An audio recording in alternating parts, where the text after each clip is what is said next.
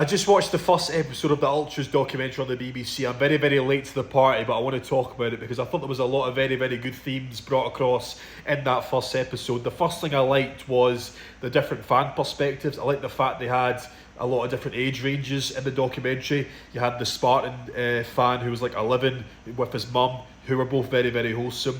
You had the sort of typical ultra, I guess, with like the Partick Thistle boys being like that young adult demographic. And then you had the Motherwell guys who were a bit older. They all gave very different perspectives and they all came across very, very well. I also liked the sort of main theme of the episode with like the Scottish football subculture. I think it's a very important point because like the ultra scene in Scotland gives a lot of young guys who might usually be sitting on their phone or in the house or playing Xbox or whatever. It gives them something to do on the weekend with friends and pals. It gives them something to work towards during the week. So I think that's a very important point to bring up. There's a lot of positivity in the ultra scene. I think the second episode goes into more the negativity, but this episode did a good job at showing the positive nature that the ultra scene can have. I thought the Thistle boys were quite funny, showing up at Firhill at 11 o'clock to paint that banner.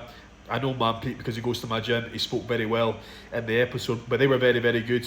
And yeah, I thought it was very interesting to see it was a bit weird, to be honest, to see Blair McAnally and Tom English on the same documentary. I thought that was quite funny, but Blair McAnally does a lot of good work. I thought he came across well. I think we see a bit more of him in the second and third episode. But overall, the first episode did a very good job at showing the positivity and the good nature that the ultra scene has created in Scotland. But the second episode will go into more of the negatives and other things. But first episode, very, very good job. Enjoyed watching it. Well done to all involved.